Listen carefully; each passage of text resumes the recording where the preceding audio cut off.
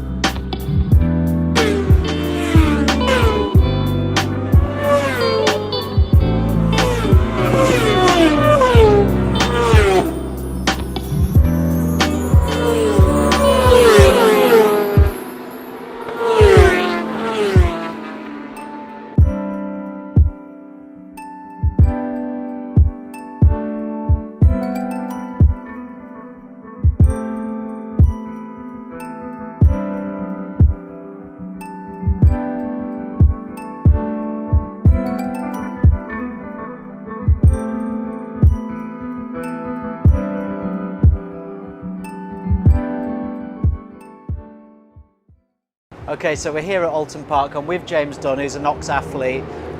Oulton Park has to be probably one of my favourite tracks, actually. Ever since being a kid, I've been here a bunch of times. Perhaps because it's a most northerly track, or pretty much most northerly track, isn't it? I'd say so on the sort of east coast of the UK. West. Oh yeah, west. West. That's probably why I'm going the wrong way on the circuit. That's right, that's right.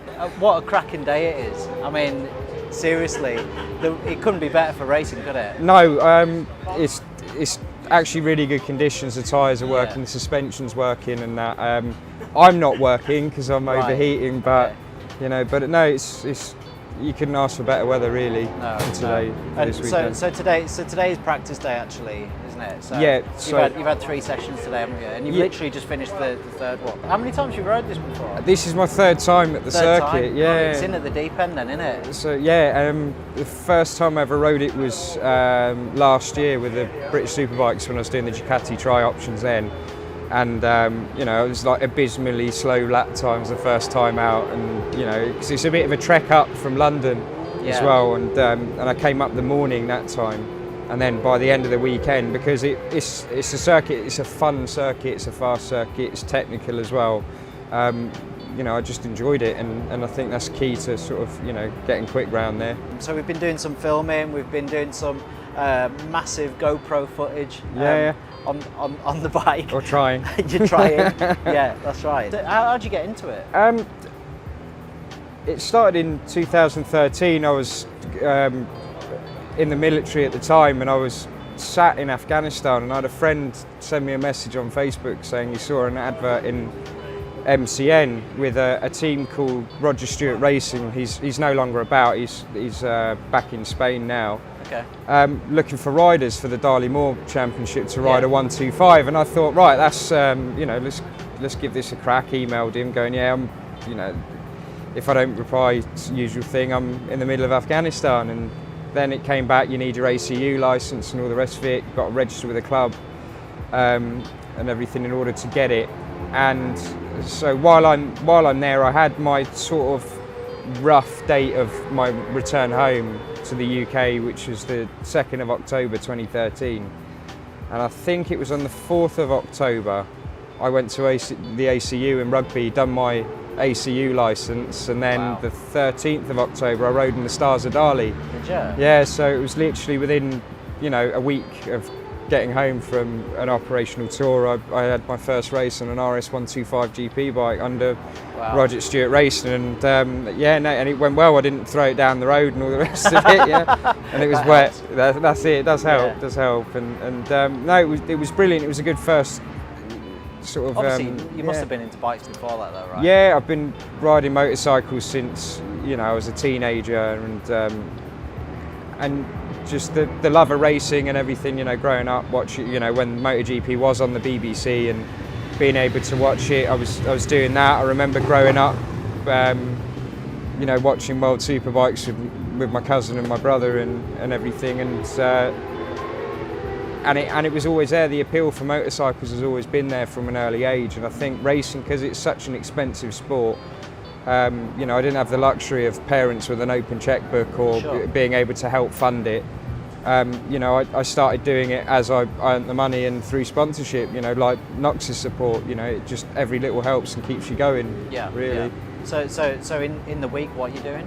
In the week, I'm a plant fitter, so I fix and maintain earth moving equipment and Yeah. excavators and stuff like that. And then, you know, by weekends, I pretend You're like Batman. yeah, that's it. But yeah.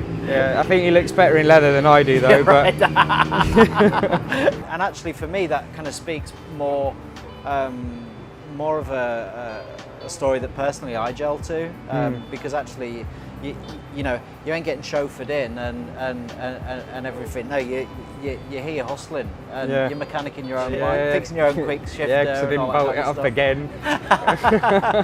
Yeah, but I think that's I didn't great. lose it this time, though. I didn't lose Yeah. it this time. I did at Donington, but not here. So.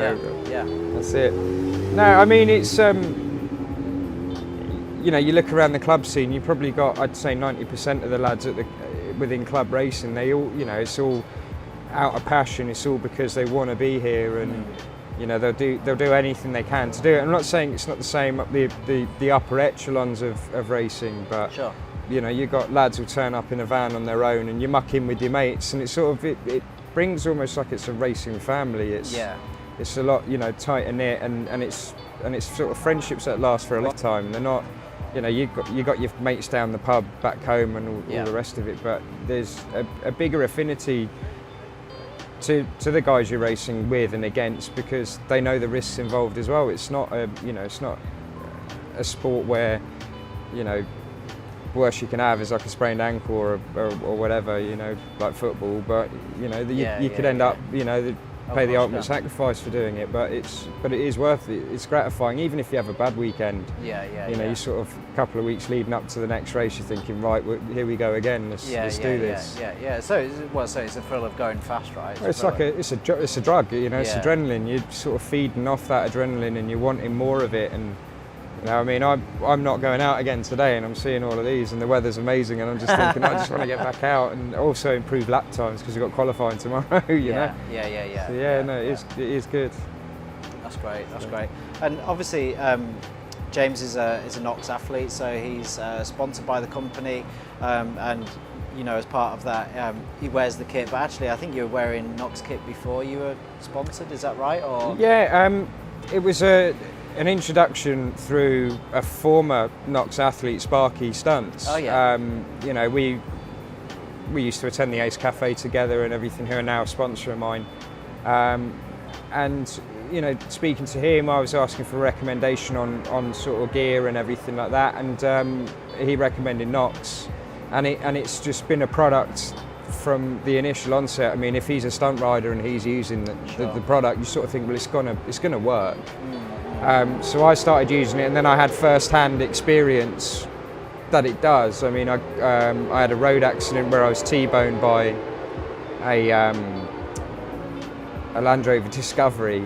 Wow. And right, okay. yeah, and then went sliding. What were you riding? I was on a CB1000. Oh yeah. Yeah. Oh, right, So you know, and I was legitimately doing the speed limit as well. Oh yeah. Yeah, right, they pulled okay. out of a junction and straight into the side of me. Sent me off, and I went into a curb. I was wearing Handroid gloves and a Nox track vest, actually the Mark 1 track vest. And it, you know, I genuinely think if it wasn't for that, my injuries would have been a lot more. You know, they would have been worse than they were. Okay. And you know, so there it's always been, you know, I'll carry on wearing the kit that works. You know, so you know, if it's tried and tested, and That's right. and it works, and then the relationship's grown from there, I think. That's great. That's great. So in terms of the products that you're wearing right now from Nox, that would include the track vest. Track vest, Yeah. the Nox base layers. Oh yeah. And on circuit I wear the Handroids. Yeah. So- Well, actually, we got some good GoPro of that as well. So Yeah, I'll try yeah. and clip that in as well. You know, That's for it. that. I suppose at this point, James, thanks so much for your time. Thanks for inviting me here. Because, Yeah, no. Yeah, I've really enjoyed the day. It's super helped. The weather has been amazing. Yeah, we have been lucky. And you know, it's been nice to catch up with you, and hopefully you guys can kind of get inspired by you know, James's story, what he's done and how he's kind of got into racing. Maybe consider it for yourself. Obviously it's not for everybody, but you can't but appreciate the guys that turn up here of a weekend.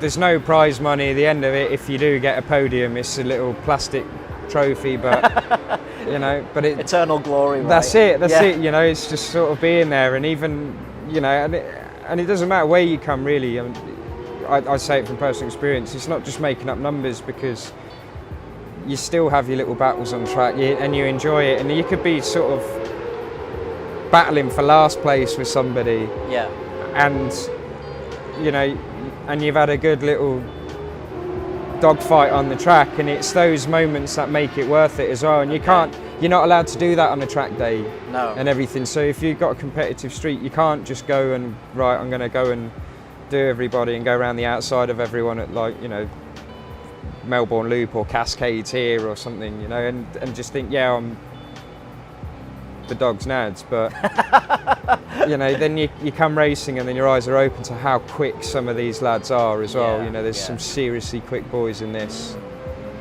but it's all worth it. You know, it's worth the blood, sweat, tears, and the minus in the bank account. So yeah, it's good. Oh, that's good. Right, so thanks again, James. I really appreciate Yeah, no problem. it. Hope Thanks you guys for have coming enjoyed down. this little insight, and we will see you on the next video.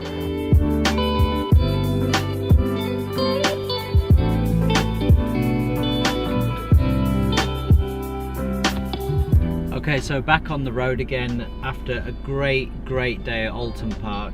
It's been really good to get to know James Dunn, you know, more than what I have. I've never spent like a full day with him like that before. And I have to say, you know, what I thought of him has been confirmed today. Really genuine, top fella actually. What you see is what you get, and that's what I really like about James. I've met quite a lot of racers over the years, and unfortunately, in some cases, you know, their egos can be the size of a bloody mansion, or the motorhome that they rock up in, and I don't think, genuinely, I don't think that does them any favours, and I don't think it does the sport any favours either. And James isn't like that, and I think that's one of the reasons why I really personally like him, and why I think that we can get behind him as a brand. Because he is properly down to earth. You know, you could go up to James Dunn on a weekend if you're a spectator, just go and have a chat with him. He is a top guy. So you know, if you are at any of the race meetings, please go and do that. I'm sure he'd be more than happy to speak to you and give you his view of the world. So look, hope you've enjoyed that little outing. Hope you've enjoyed that little vlog that I've put together. I know I certainly have, and I'd quite like to do more content like this going forward. So if that is something that you're interested in and you like it, please leave a comment in the description. Then I'll know what the hell's going on. If you're not subscribed, please subscribe to the channel. Thanks for watching, thanks for your continued support, and we will see you on the next one.